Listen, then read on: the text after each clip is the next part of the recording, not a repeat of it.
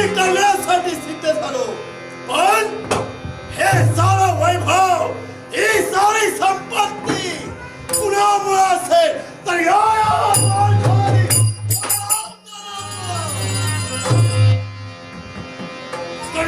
लक्ष्मीचा राजवैभव आमच्या या द्वारकेत लोटांगण यांचं आहे. कुणामुळे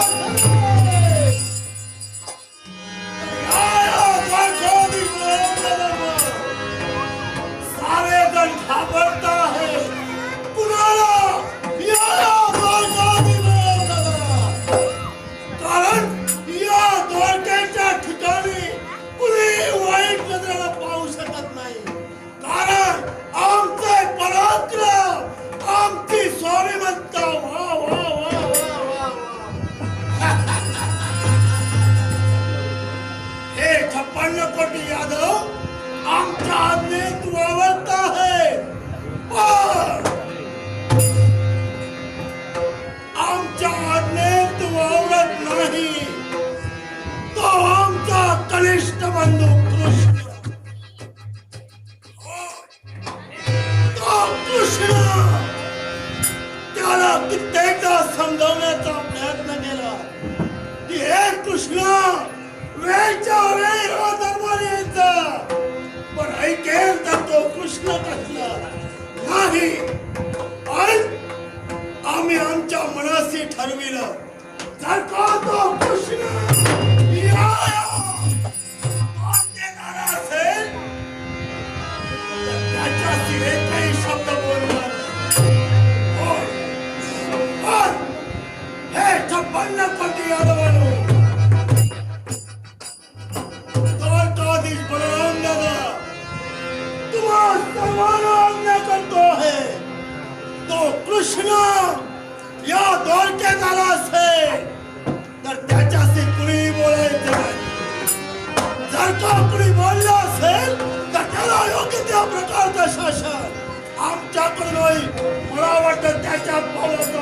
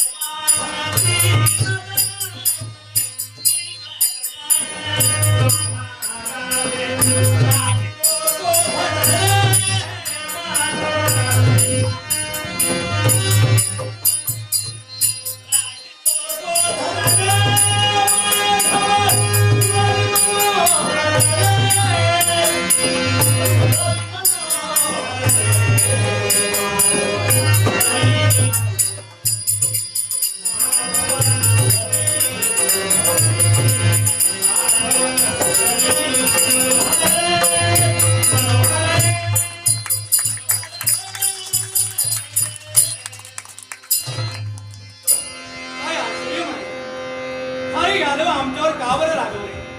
कळले आम्हाला येण्यासाठी बराच विलंब झाला, पण हो आमच्या दादांचा मंगलमय आशीर्वाद घ्यावा आणि त्यांचा आशीर्वाद घेऊन मी का बरं रागवले याची विचारणा करावी हे दिसतो. दादा तुमच्या पवित्र पूजनी चरणी हो दादा तुमचा कृष्ण प्रणाम करतो. हो आमच्याकडे पाहतही कृष्ण तोंड पाण्याची इच्छा नाही. माझी हो मग तोंड जर का पाहायचं नसेल तर निदान आशीर्वाद द्यायला हवं. आशीर्वाद देखील मिळणार नाही. दादा तुमच्या आशीर्वादाचा अभिलाषी हा तुमचा कृष्ण तुमच्या चरणापाशी आला तेव्हा इकडे पाहतही कृष्ण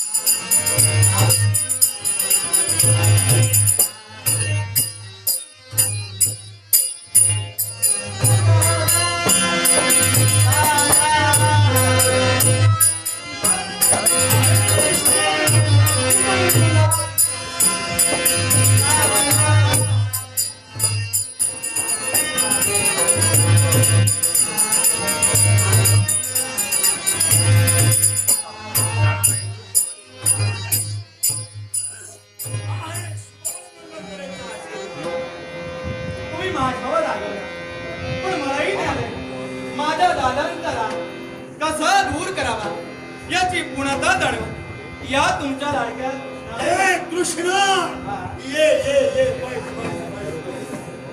माझे दादा आता या गरमीत सुद्धा कसा गार पण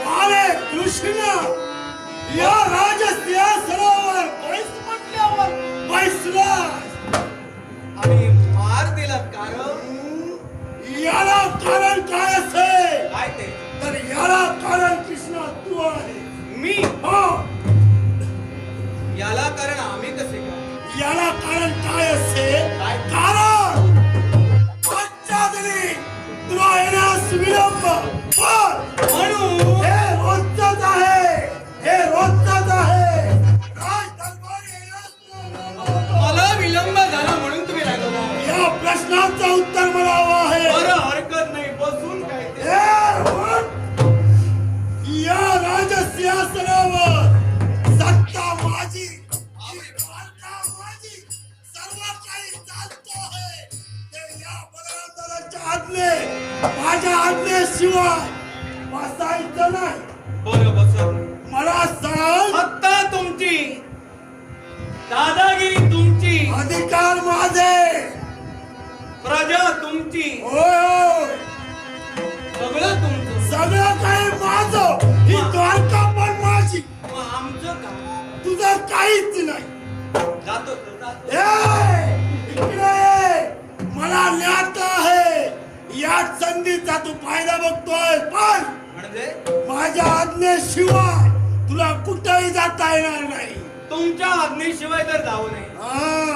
दादा आपल्याला कल्पना आहे हम्म. माझे अनेक भक्त आहे आणि अनेक भक्तांना दर्शन देत असताना थोडासा विलंब होतो त्यात रागवण्याची ए कृष्ण भक्त तुझे भक्त अरे तुझे भक्त जास्त नाही नाही ज्या वेळी पाहतो ज्या वेळी यादवांकडून ऐकतो त्यावेळी तू असतोस कुठे भक्तिनीच्या घोळक्यात स्त्रियांच्या ओळख्यात आम्ही असतो हम्म. दादा तुम्ही कधी हो पाहिला ए मी असं बोललो नाही मी ज्या वेळी यादवांच्या मुखातून ऐकतोय त्यांनी सांगितलं कृष्ण कुठं आहे भक्तिनीच्या घोळक्यात कृष्ण कुठं आहे भक्तिनीच्या घोळक्यात तुझे भक्त कमी आणि भक्तिनी जास्त मग त्यांनी जर पुन्हा असं सांगितलं हा, तुम्ही त्यांना सांगा काय ते हो माझ्याबद्दल तुम्हाला सुद्धा अभिमान असला पाहिजे हम्म. एवढ्या भक्तिनींच्या ओळख्या निदान मला त्या धारा तरी देता माझ्या जागी तिसरा जर गेला तर मार खाऊ न देणार लक्षात ठेवा. ए, कृष्ण! असं त्यांना सांगा. माझ्या यादवांना मी असं सांगतो. म्हणजे काय पण कोणी पुन्हा असं बोलणार बोलणार नाही भक्तीला दर्शन दे किंवा भक्तांना दर्शन दे पण वेळच्या वेळी राज दरबारी यायचा क्षमा असा. ही राजआज्ञा आहे केली ती थट्टा होय ना? तुमच्या आज्ञेबाहेर कृष्ण कधी जाणार नाही मग कृष्ण मग या क्षणी तुमची काय बरं आज्ञा मग कृष्ण आजच्या दिनी आम्ही आमच्या मनाशी ठरविलं काय ते या द्वारकेची सर्व राजसूत्र मी तुझ्या स्वाधीन करणार आहे द्वारकेची राजसूत्र कृष्णाच्या हाती आणि तुम्ही निवृत्ती ए, कृष्ण!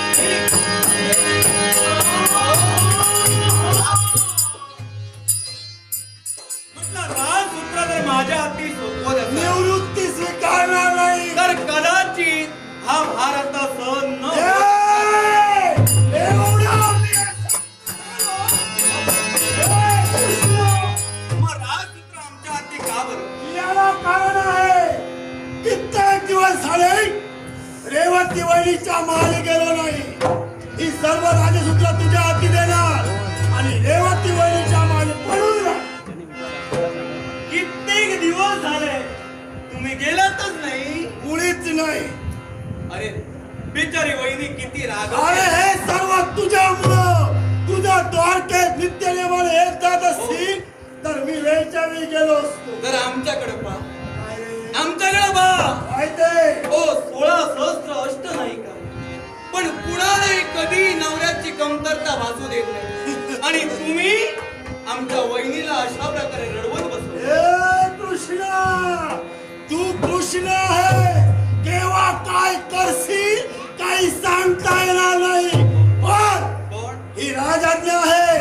सर्व धोरणाची सूत्र ही आजपासून तुझ्याजवळ. मग तुमची जर का राजआज्ञा झाली असेल तर माझ्या दादांची आज्ञा मला वंदनीय आहे आणि तुमच्या आज्ञेचा मान राखण्यासाठी आजपासून ही जागा सोडणार नाही. कोणी सोडायची नाही. ठरलेली आहे. कुणी येऊ दे, हा?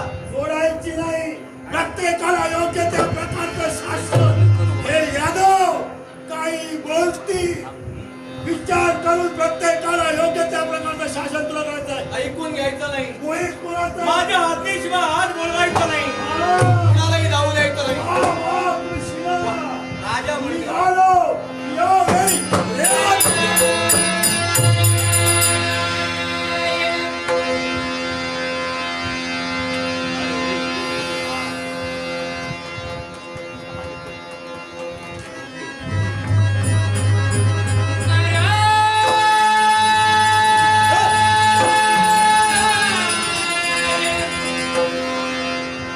अरे कोण रे शांत बसू देत नाही.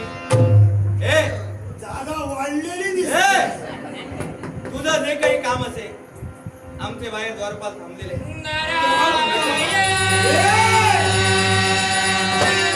ए, कृष्णा. तुम्ही गेलातच नाही. कोणीच नाही. हा, नारद मुनी. उठ, उठ, उठ. नको.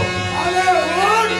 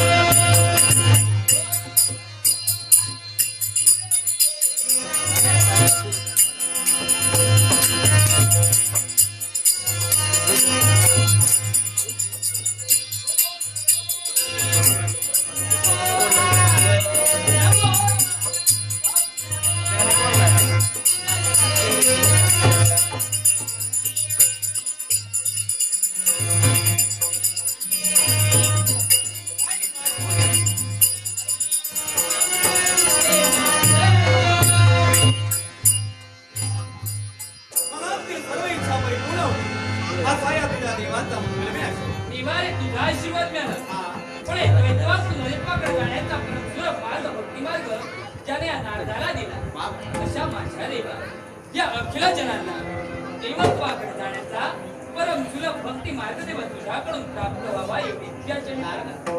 ज्या भक्तिभावानं ही स्तुतीच म्हणून माझ्या चरणी तू अर्पण केली आणि ज्याचा उद्धार मी जीवनात केव्हाच केलाय आणि नारायण नामानं जगविख्यात त्रैलोक्य वनप्रभू म्हणून ज्या माझ्या भक्तांची ख्याती कीर्ती आज मी देतो आम्ही या जगाच्या पाठीवर प्रस्थापित केली त्या माझ्या नारदावर आम्ही कधी असंतुष्ट होणार नाही आणि म्हणून मनातील सर्व इच्छा परिपूर्ण होती असा आशीर्वादही माझा. देवा, अरे तुझा आशीर्वाद मिळाला मनाचं समाधान झालं. खरोखर तुझ्या दर्शनाची ओढ माझ्या मनी लागली होती. हा. केव्हा एकदा तुझ्या चरणाची धूळ माझ्या मस्तकी चर्चित करतोय असं माझ्या मनी झालं होतं. ये होय.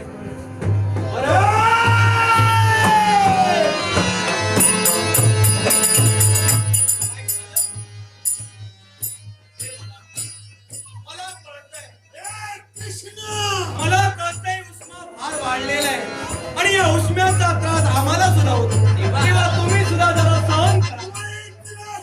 मी बसलेलं आवडलं नाही का तुम्हाला?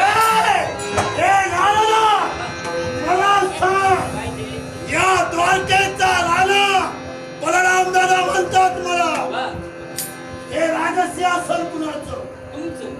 इथला राजा कोण? तुम्ही. इथं अधिकार कुणाचा चालतो? तुमचा. इथं सत्ता कुणाची सारं काही चालते? तुमचंच आहे. होय ना? मग पहिला नमस्कार याला ना? दादा याला कारण आहे. याला कारण? या दरबारात माझी पावलावणी माझा देव मला प्रथम दिसला वा! आणि त्याच्या चरणाशी हे मस्तक नतमस्तक झालं. अरे वा ना! प्रथम तर तुला देव तुझा दिसला. मग ठीक आहे. दादा तरी मी तुम्हाला हे सांगत कृष्णा, होतो. दादा तरी मी सांगत होतो बोलायचं नाही तुम्ही या कृष्णा. बाजूला बसा ऐकला. थोडा वेळ थांब. काय ते? या नारदाला बरोबर जागेवर येते आणतो. हे काय ते? मागे जा. काय? मागे जा. मागे जाऊ होय. आणि काय हे करू? दादा! होय. जीवनात कधी मागं जायचं नाही काही जमल तेवढं पुढे जा. हे कृष्णा, ही राजाज्ञा आहे. मी तुला दिसणार नाही. मागे जा. नारदा पुढे झाली. हे कृष्णा, ही देवा! राजाज्ञा आहे. दादा, आता माझ्या ध्यानी आलं. देवाची इच्छा पूर्ण करेल तुमची करणार आहे. होय ना? याला कारण आहे. याला कारण? मागे मी जाणार आहे पण असं नाही माझं मुखकमल तिकडे करू. देवाने सांगितल्याप्रमाणे पुढे वा जाणार. वा वा वा. काय केलं? केलं? अरे ओट. तिथं बस. बैस. जागा बदलली. अरे बैस. जागा बदलली. हे नारदा, हा. ये. काय आशीर्वाद आहे? सदैव कल्याण. ही चूक तुमची आहे.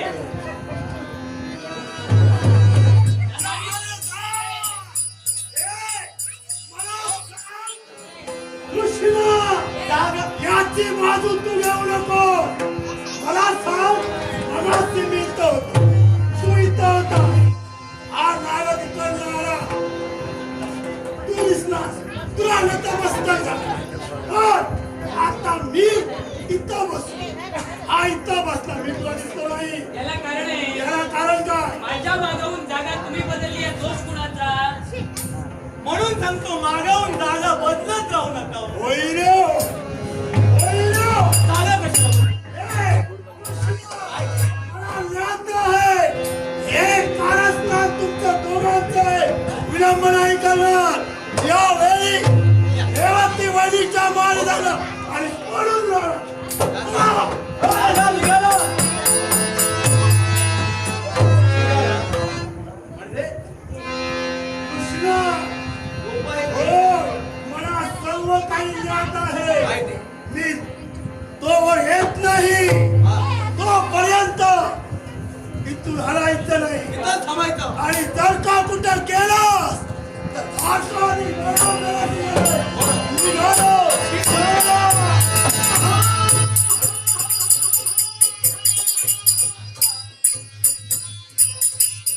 देवा, अरे असं का?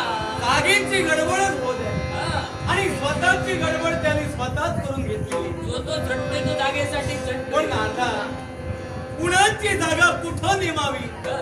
हे मी जाणतोय आणि आज मी तर जागा हलविण्यासाठी तुझा भला मोठा मला हात आहे. देवा तेव्हा या पुढं कुणाची जागा कुठं नेमावी यासाठी तू सहकार्य करशील अशी माझी आशा आहे. देवा रे, तुझाच हात धरून विजयाचं उंच शिखर आम्हाला गाठायचंय. मग हरकत नाही. आता एकंदरीत या द्वारकेचं तू अवलोकन केलं. अगदी. आता माझ्या समान तू सर्वदानी शक्ती आहे. हा? आणि ज्यावेळी तुझा मी गंधर्वाच्या योगानं नारद बनून उद्धार केला त्याच वेळी नारायण नामाची ललकारी तुझ्या मुखातून येतात. हा? सर्व दान शक्ती या तुझ्या गोपाल कृष्णाकडून तुला अगदी व्हावी नाही. असं वचन दिल्याप्रमाणे सारं काही घडतंय. मग या द्वारकेत आल्यानंतर तुला काय दिसलं? देवा, या द्वारकेच्या राजदरबारात तो वावरतोय. तो हा? आणि तो जर का वेळी जिथून बाहेर गेला नसेल, अन्यथा इथून त्याला बाहेर काढला नसेल ना, तेव्हा द्वारकेची वार्ता व्हायला वेळ लागणार नाही. पण नारदा, तो म्हणजे नेमका कोण रे? देवा, हा, अरे तो म्हणजे मी. मी पण अहंकार. प्रत्येक जण म्हणतोय मी मोठा. अगदी खरंय. तो म्हणतोय मी मोठा. हा? दादा म्हणतायत माझ्यासारखा कुणीच नाही. कुणीच नाही. अन्य काही जण आहेत त्यांची तुला भेट सुद्धा घेतली. अगदी सत्य. ते म्हणतायत आमच्या सारखे आम्ही, हा? बाकी सगळे तुम्ही. असो, मग आता करूया का? देवा, याच्यावर जाळीम औषध तुला आणि मला द्यायचं. देवा, देवा. या द्वारकेचं जर का संरक्षण व्हायला हवं, हा. हा जर का मी इथून बाहेर जायला हवा, तर देवा तुलाच काहीतरी आता सुचवावं लागेल. मग तुझं सहकार्य मला. हा? हा द्वारकेत जडलेला मी जर का घालवायचा असेल तर अजून एका भक्ताची मला गरज आहे. अजून एका भक्ताची. कारण नवविधा भक्तीपैकी जी भक्ती दास्य हा? तिची प्रचिती जगाला घडवून दिली असा त्रेतायुगातील माझा भक्त राम अवताराला नटलो असताना ज्या वज्रधी हनुमंतानं मला साथ दिली त्याला इथं आणणं गरजेचं आहे. देवा, त्याला तेव्हा माझी तुझ्यावर एक जबाबदारी देण्याचं यावेळी इच्छा आहे की त्या वज्रधी हनुमंताला लवकरात लवकर या द्वारकेत तुला घेऊन यायचं. आणि या देवाचा संदेश त्याला सांगता तो येणार अशी माझी आशा आहे. देवा, विश्व कल्याणासाठी माझी ना केव्हाही नसते. जर का तुझी आज्ञा असेल त्याच्यापर्यंत मी जावं आणि त्याला तू दिलेला संदेश कथन करावा, निश्चितच जाईल. देवा, तू दिलेला संदेश कथन करील केवळ तुझा कृपा असेल. त्याला घेऊन यायला हवं. काय? या द्वारकेत त्याची गरज आहे. त्याला मी घेऊन यायला तो हवंय. स्वतः जाऊन त्या वज्रधी हनुमंताला इथं घेऊन यायला हवं. देवा, माझी ना नाही रे. मग केवळ ज्यावेळी मला तुझं मार्गदर्शन लागेल ना, त्याने म्हणी तेव्हा तुला मी आठवण्याचा कर्तव्य करेल. माझ्या हाती सत्संग आशीर्वाद.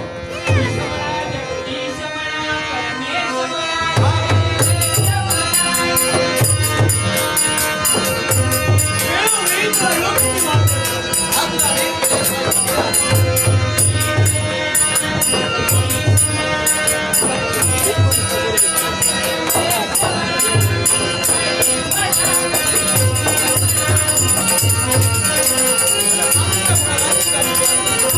Bye.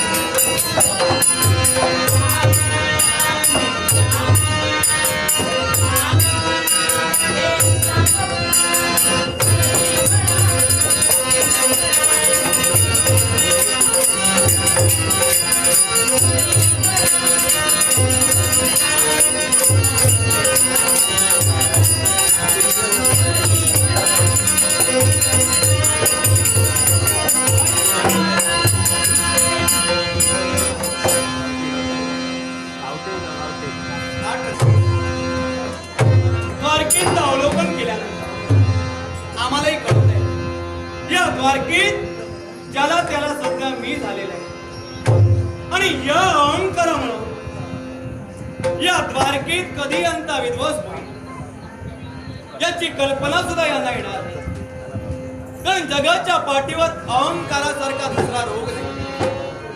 सर्व रोगावर इलाज आहे, पण अहंकारासारख्या महारोगावर इलाज नाही.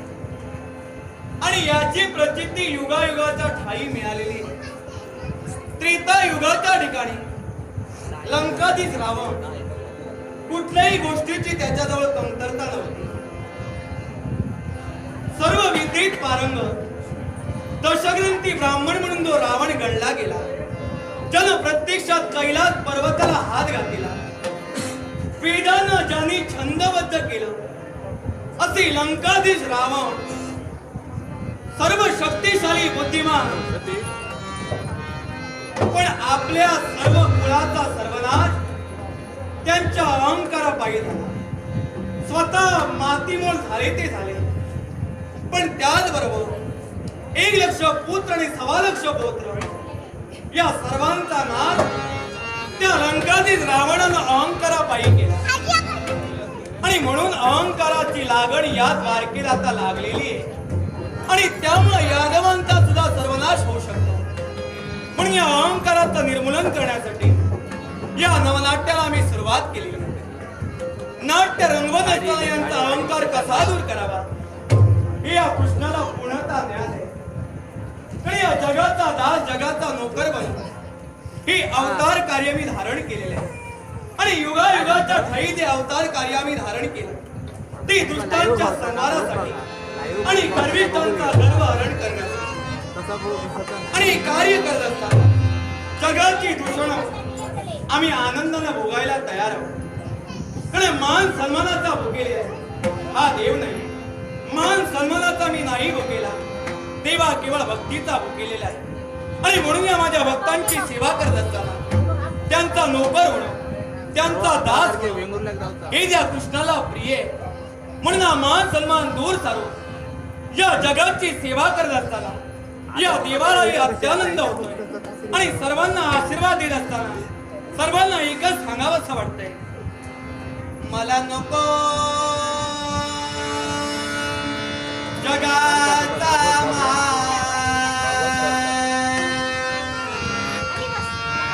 मला नको जगाचा मान. देव हा नोकर दिसतो, नोकर दिसतो,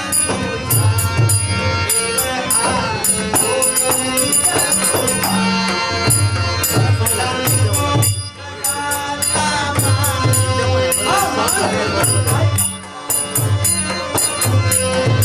मला नको जगाचा मान. देव हा नोकर दिसतो, नोकर दिसतो, देव हा नोकर दिसतो. भावाचा देव भुकेला, देव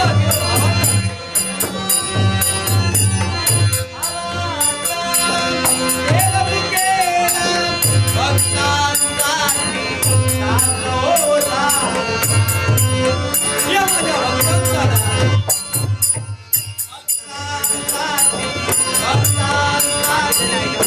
भक्तांसाठी दासो झाला. नको जगाचा